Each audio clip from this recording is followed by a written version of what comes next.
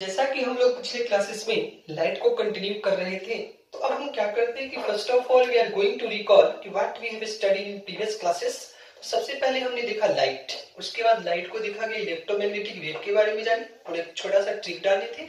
After that हमने continue किया कि लाइट में भी हमें क्या पढ़ना है, तो हमें पढ़ना है विजुअल रे, विजुअल रीजन की। और विजुअल रीजन में का फिर हमने देखा कि क्या रिलेशंस होता है इंटेंसिटी, वहां पे हमने देखा इंटेंसिटी भी कर सकते हो, एनर्जी भी कर सकते हो, फ्रीक्वेंसी भी कर सकते हो और वेवलेंथ भी कर सकते हो। उसके बाद हमने कंटिन्यू किया कि ठीक है हमें लाइट पढ़ना है, उसमें भी विजुअल रीजन। और विजुअल रीजन को दो कैटेगरी में क्लासिफाई किया गया था, one is ray optics, another is wave optics. उसका एक स्मॉल क्लासिफिकेशन हमने देखा।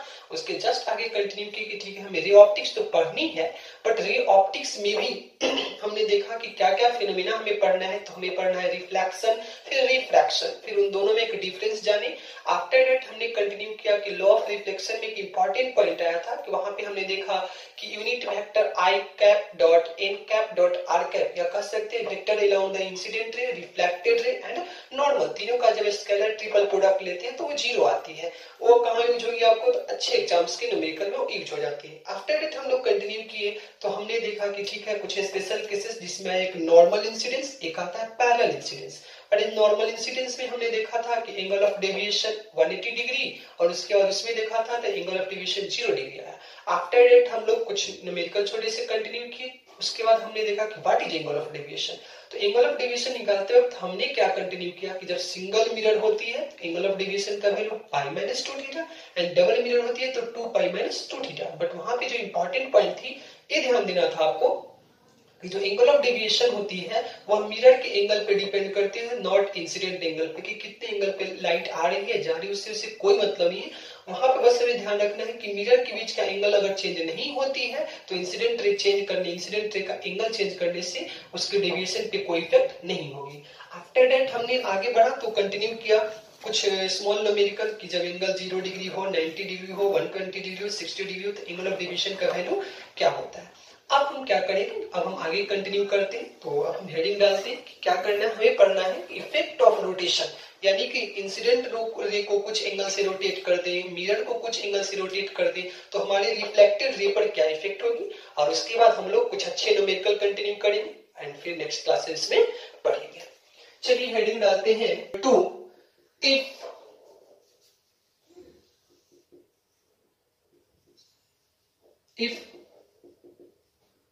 mirror is rotated by an angle alpha। इस बार किसको रोटेट करना है, मिरर को। देन व्हाट इज द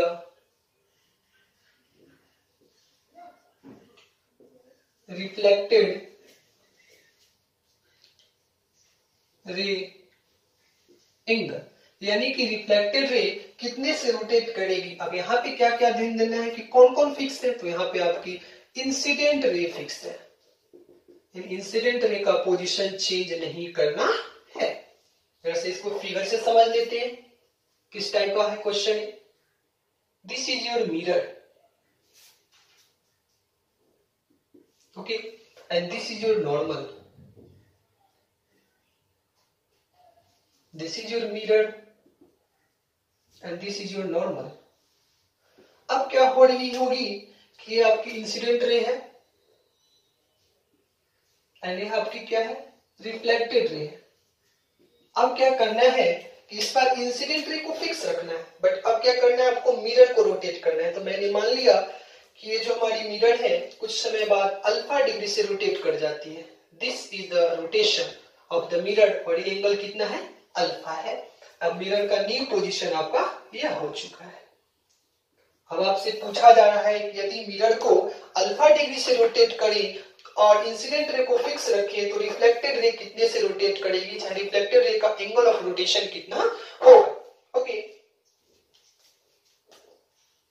अब इससे हम क्या करते हैं, सेपरेट फिगर से समझते हैं कि इस क्वेश्चन को हम कैसे डील करेंगे, चाहे इस टाइप के जो भी प्रॉब्लम आएंगे उसे कैसे डील करेंगे।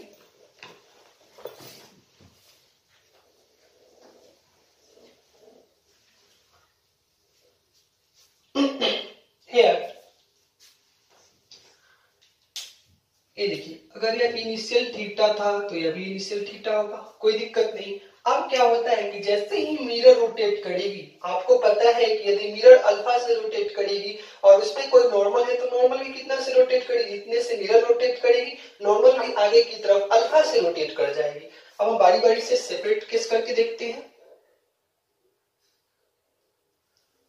आफ्टर रोटेशन क्या इफेक्ट होने वाला है, दिस इज मिरर का इनिशियल कंडीशन और यह मिरर की क्या है, फाइनल कंडीशन। ओके, अब देखिए यहाँ पे नॉर्मल ऐसे थी बट यहाँ पे नॉर्मल कुछ इस डायरेक्शन में हो जाएगी। दिस इज योर नॉर्मल, इसको एन डैश बोल देते हैं, इसको एन बोलते हैं, इसको एम बोल दिया और इसको एम डैश बोल दिया, सही है। ये इनिशियल मिरर थी आपकी एम। अब जरा सा देखेंगे, ये था incident ray, reflected ray, this is reflected, this is incident here. अब क्या है, इंसिडेंट रे को तो आपको फिक्स रखना है, इंसिडेंट रे को फिक्स करना है तो फर्स्ट ऑफ ऑल यहाँ पे इनिशियल नॉर्मल ड्रॉ करके देख लेते हैं। This is the initial normal, this is m. आपको पता है कि जितना से मिरर रोटेट करेगी आपका नॉर्मल भी कितने से रोटेट कर जाएगा, उतने ही डिग्री से। तो अगर यह अल्फा से रोटेट की है तो इसमें भी कितने से रोटेट कर जाएगी, अल्फा डिग्री से। ओके,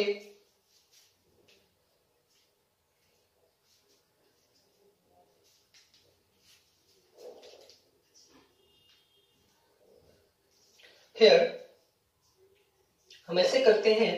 अब देखिए इंसिडेंट रे तो फिक्स है, इंसिडेंट रे को तो चेंज नहीं करना है, तो this is my incident ray. Okay, अब क्या करना है कि रिफ्लेक्टेड रे पहले यहां थी, तो दिस इज द रिफ्लेक्टेड रे का इनिशियल कंडीशन, यह भी इनिशियल कंडीशन, बट जैसे ही मिरर रोटेट कर जाएगी in that condition reflected ray कहीं यहां पहुंच जाएगा। तो सबसे पहले क्या करते हैं, फिर से आपको फिगर समझा देते हैं। क्या करना है, इस बार हमको इंसिडेंट रे को फिक्स रखना है एंड मिरर को रोटेट करना है। मिरर कितने डिग्री से रोटेट हो रही है, अल्फा, और आपको पता है कि if mirror is rotated by alpha then also the normal is rotated by at an angle alpha. तो हियर यू कैन सी, जैसे ही मिरर को m से m डैश पे ले गए हैं तो नॉर्मल n से कहां चली गई है, n डैश कितने से, अल्फा से। अच्छा, यह इनिशियल कंडीशन था।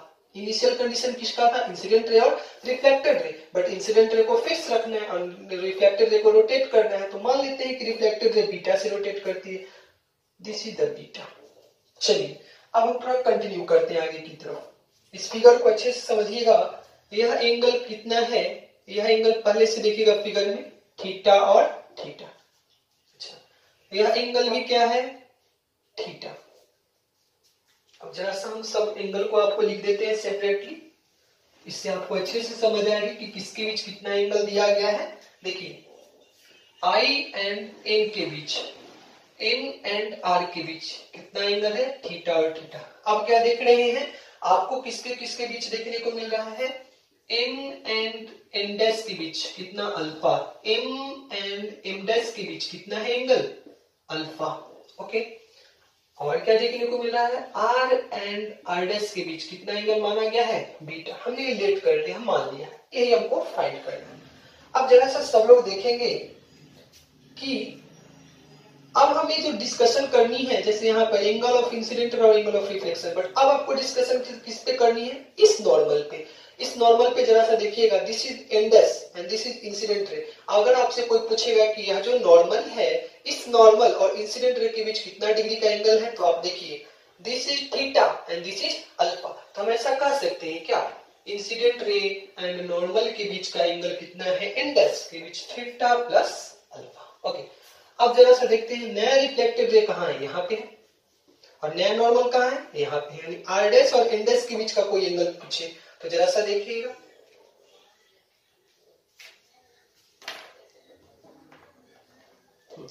यहाँ क्लियर कीजिए, this r dash and this is n dash. तो इसको हम क्या करते हैं, थोड़ा सा आगे बढ़ा के मैच कर लेते हैं, दिस।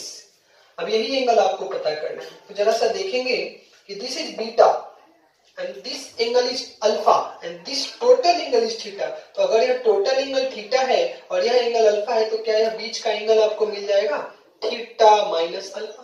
तो this angle is theta minus alpha, this angle is beta. तो टोटल एंगल किसके किसके बीच, n dash and r dash के बीच क्या मिलने वाला है, फिर से देखिए n dash and r dash. तो एन डैश के बीच ए वाला एंगल लेना है और ये एंगल तो बीटा है, और ये टोटल एंगल थी थीटा, इतना एंगल है अल्फा, तो दोनों में से सब सब्ट्रैक्ट करेंगे तो यह एंगल निकल के आएगी थीटा माइनस अल्फा। तो यहाँ पे लिखेंगे क्या, beta plus theta minus alpha. Is it okay? यानी कि सारे पॉइंट्स के बीच हमने, सारे लाइंस के बीच में हमने एंगल देख लिया। अब हम फाइनली क्या करते हैं, रिजल्ट की तरफ पहुंचते हैं कि क्या इफेक्ट है और क्या देखने को मिल रहा है। फिर मिरर ऐसे हो गई थी, यह नॉर्मल यहां पर थी, this is n dash, this is incident ray and this is reflected ray r dash. देखिए इसके बीच का एंगल कितना आया, beta plus theta minus alpha, और इसके बीच का एंगल कितना आया, theta plus alpha, and this is mirror. और आपको पता है कि किसी भी मिरर के लिए जितना एंगल ऑफ इंसिडेंस होता है उतना ही एंगल क्या होता है, रिफ्लेक्शन। तो मैं क्या कर सकता हूं, एंगल आई बराबर एंगल आर। ओके, तो यहाँ पे क्या है, अल्फा प्लस थीटा बराबर beta plus theta minus alpha. Here theta theta got cancel, here you can सी कि बीटा बराबर 2 अल्फा। क्या क्या ध्यान देना है, देखिए अल्फा क्या था, एंगल ऑफ मिरर, यह मिरर का एंगल था, और बीटा क्या था, एंगल ऑफ रिफ्लेक्टेड रे। अच्छा, और क्या देख रहे हैं कि यदि मिरर को अल्फा से रोटेट करते हैं तो रिफ्लेक्टेड रे कितना से 2 अल्फा से रोटेट कर जाती है। यानी क्वेश्चन में कभी दिया हो यदि मिरर को 30 डिग्री से रोटेट करेंगे तो रिफ्लेक्टेड रे कितने डिग्री से रोटेट होगी, तो 30 का 2 टाइम्स यानी कि 60 डिग्री से रोटेट करेंगे। अब यहाँ पे थोड़ा एंगल तो देख लिया, थोड़ा सेंस देखते हैं कि सेंस ऑफ रोटेशन क्या था। तो आपने देखा था कि मैंने मिरर को क्लॉकवाइज रोटेट किया था अल्फा से, और रिफ्लेक्टेड रे भी देख रहे हो किधर रोटेट किया है, क्लॉकवाइज, कितना से, बीटा से। यानी कि दोनों का सेंस ऑफ रोटेशन यहाँ पे देखते हैं क्लॉकवाइज, तो यहाँ भी क्या देखने को मिल रहा है, क्लॉकवाइज डायरेक्शन। यानी कि अब इस रिजल्ट को समराइज कर देते हैं आपके लिए।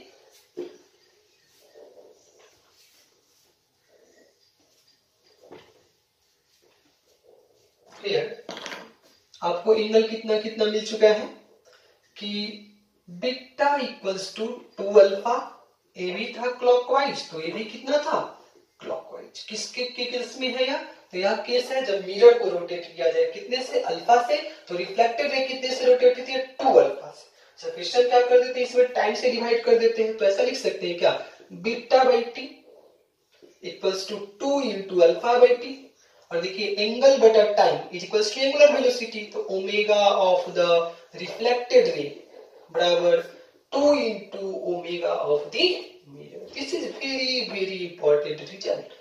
कभी कभी क्वेश्चंस में क्या पूछ दिया जाता है कि इफ द रेडियन कर सकते हैं कि angular speed of the reflected ray या angular speed of the mirror, if angular speed of the mirror is, if angular speed of the mirror is 30 degree, then what is the angular speed of the reflected ray, तो 30 into 2 is 60 radian पर second. Okay, अच्छा अब देखते हैं जरा सा इस result, इन दोनों रिजल्ट को समराइज करने के बाद आपको हम फिर से समझा देते हैं कि क्या क्या देखने को मिला। तो देखिए सबसे पहले हमको क्या देखने को मिला है कि if incident ray is rotated by an angle alpha, then reflected ray is also rotated by an angle alpha in the same degree से, but sense of rotation opposite होगा। सेकेंड केस में क्या देखा कि if the mirror is rotated by an angle alpha, then reflected ray is rotated by 2 alpha, और दोनों को relation हमने स्पीड का भी लाया, मतलब एंगुलर स्पीड का। ओके, अब एक टेबल में इसे समराइज करते हैं, फिर हम न्यूमेरिकल की तरफ प्रोसीड करेंगे।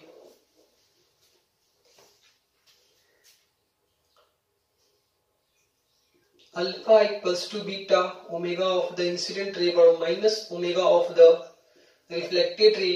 हियर दिस इज क्लॉकवाइज, तो यह किधर होगी, एंटी क्लॉकवाइज होगी। यह किसके लिए था, जब आपने इंसिडेंट रे को रोटेट कराया था, और रिफ्लेक्टेड रे के बारे में पता करना था। यहाँ पे मिरर फिक्स थी, नॉर्मल भी फिक्स थी, इंसिडेंट रे को रोटेट कर रहे थे और रिफ्लेक्टेड रे का रोटेशन चेक कर रहे थे, फर्स्ट टेबल। सेकेंड टेबल में क्या देखने को मिला कि बीटा इक्वल्स टू 2 अल्फा, जहां पे अल्फा क्या था, angle of rotation of mirror, beta क्या था, angle of rotation of the reflected रे, और यहाँ पे क्या देखे, ओमेगा ऑफ द मिरर बराबर 2 into omega of the omega of the reflected ray बराबर 2 into omega of the mirror. यहाँ पे कंडीशन क्या था कि इंसिडेंट रे को फिक्स रखना है। ओके, रोटेट किसको करना है? मिरर को रोटेट करना है। पता किसके बारे में करना है? रिफ्लेक्ट रे के बारे में पता करना है। और आपको पता है कि जैसे ही मिरर रोटेट कर जाएगी तो नॉर्मल को तो रोटेट करना ही करना है, और इन दोनों का एंगल सेम है। तो कभी कभी क्वेश्चंस में क्या कर देता है कि बच्चे पढ़ के तो गए मिरर वाले, बट उसने बोल दिया कि the normal is rotated by at angle theta. उस केस में क्या देखना है कि नॉर्मल को रोटेट करेंगे, उस केस में मिरर भी रोटेट करेगी, या ऐसा भी केस बन सकता है कि नॉर्मल को ही केवल रोटेट किया जाए। वो आप कर लोगे। बस कॉन्सेप्ट यही है कि हमें क्या ध्यान देना है कि इनिशियल देखना है एंगल ऑफ रिफ्लेक्शन में कि एंगल ऑफ इंसिडेंट और एंगल ऑफ रिफ्लेक्शन कितना है, और फाइनली जो कंडीशन बनती है एंगल निकालने के बाद वहां पे फिर से देखना है कि what is the new angle of incidence और न्यू एंगल ऑफ रिफ्लेक्शन। अपन लॉ ऑफ रिफ्लेक्शन लगाएंगे, जितना एंगल ऑफ इंसिडेंस होती है उतना ही एंगल ऑफ रिफ्लेक्शन होती है, और वहां से आपको रिजल्ट आ जाएगी। चलिए अब हम क्या करते हैं, छोटे छोटे दो न्यूमेरिकल कर लेते हैं। और हमेशा ध्यान रखिए कि रोटेशन को ऐड करते वक्त सेंस का हमेशा ध्यान रखिए, क्लॉकवाइज और anti clockwise. Same sense plus sign, opposite sense negative sign.